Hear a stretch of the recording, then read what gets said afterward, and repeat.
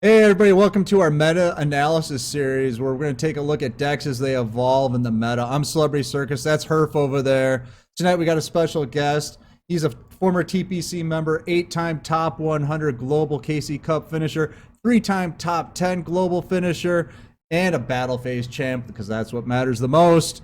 His name is Sniffus. How you doing, buddy? Hey, thanks for having me today. Yeah, we're excited. This is the first in our series. We're doing Dark Lords tonight. This has been the most oppressive deck for a long time, so we want to take a look at it. It got hit, so we want to find out how hard it got hit. So why don't you get started here and tell us a little bit about what happened? All right, so with this recent band list, they semi-limited Ixchel, which means it severely hits the consistency because you lose a lot of draw power, and you can't flood the board that easily. And the second nerf is the skill compensation, which means you have now less life points to use, which is needed for your Dark Lord effects, and less resources because it's always used to mill the card, and that doesn't work anymore. Well, that was always the strength, right? Is like you'd play against Dark Lords and they could use compensation as many times as they could in one turn. Yeah, Mm-hmm. So now that's limited to what, twice per duel? twice per duel and only once per turn. Okay, all right. And then also Seal Tombs got hit too. That works as an advantage, doesn't it? Yes. Now that's the buff to the deck because uh, formerly a lot of decks could just use Seal Tombs turn 1 and severely limit your plays because it's completely stops Dark Lord contact one of your main card to start plays. So that helps a lot that you now always have access to that on your turn. Okay, so you're not gonna get slowed down. When you see a Shizu, you don't have to be afraid right away. Yeah, that you always used to be very scared of that. Okay, I'm just gonna throw up what would be like a typical Dark Lord deck before the ban list comes out, right? And that's coming out just a few weeks from now, I believe. Um, so what are we looking at here? I mean, this is a pretty standard deck, right? I mean, we see the Lancia, which might be a little spicy, but not too bad. Yeah, that's like the very standard list, and I believe it's what Zayd King used to win the last KC Cup. So this was Oh, one of the strongest decks in the last meta, and now it's just completely nerfed. Like you can see, almost the entire deck is hit. well, right, because you see the eggshells, you see the contacts, um, the, the cyclones to 3. That doesn't affect it at all, right? It doesn't, but it used to be no problem to play as many Cyclones as you want, because with the compensation skill, you can just recover the life points you used to pay your Ah, Cyclones. right. Yep. Okay. Now you can't do that. Okay. So, what was the strength of this deck? I mean, whenever I play against Dark Lords, I always think of stall. They can just throw up a bunch of monsters that I can't get over, and they can gain up to like 20,000 life points. That was an insane advantage of the deck, because all your monsters are just so big. You have Ixchel with 2900 defense, Neston with 2600, and you could just, with compensation, recover so many life points. With Sanctified, always mill your top card, search another card, recover again the life points, and you could just stall out everything. How much did you play the deck? Uh, I didn't play this version of the deck that much Not because this I'm one, no. I'm not a fan of stall decks. All right, so but now that the ban list has come out, you kind of played with it, right? And you came up with a version that earlier today, if you guys are watching it, we saw you play in Team Wars, which is a team-based competition, and you had tweaked the deck a little bit and had some success with it. So we wanted to highlight that because it's a possibility of maybe where the deck could go, right? Yeah. All right, so I'm gonna throw that list up on the screen and tell us a little bit about it. So this is now the new addition to the deck, which we got in the most recent box, are the Lightsworn cards.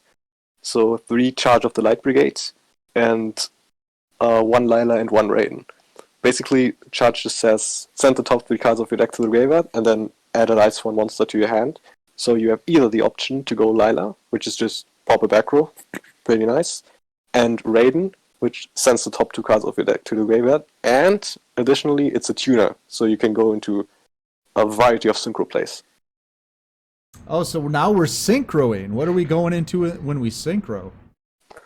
So the problem of Dark Lords when you used to play tuners in the deck is that they never really were too good because they always used to brick. You just used to draw them and they clog your hand.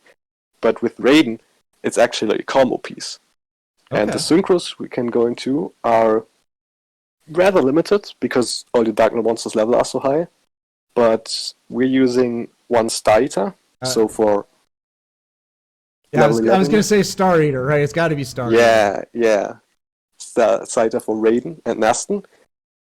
Now this is kind of a niche option. I'm not sure if it's good yet. Deskbot Jet, which is a level 10 synchro. All right, if you're not going to take this serious, neither am I. That's fine. You can make it with Raiden and Amdusk, and it's basically like a Scrap Dragon. It says target itself, and then target the face-up card your opponent controls, and just destroy both. Okay. And then the very good option is, because we Ukubek, a level 3 monster, you can go into Black Rose Dragon. Of course. Yep. We all know that. And the stronger part is, if you go into Black Rose Dragon, and you have 2 Dark Lord monsters on your field, you can protect them with your own test. Oh, that's just dirty. That is just dirty pool.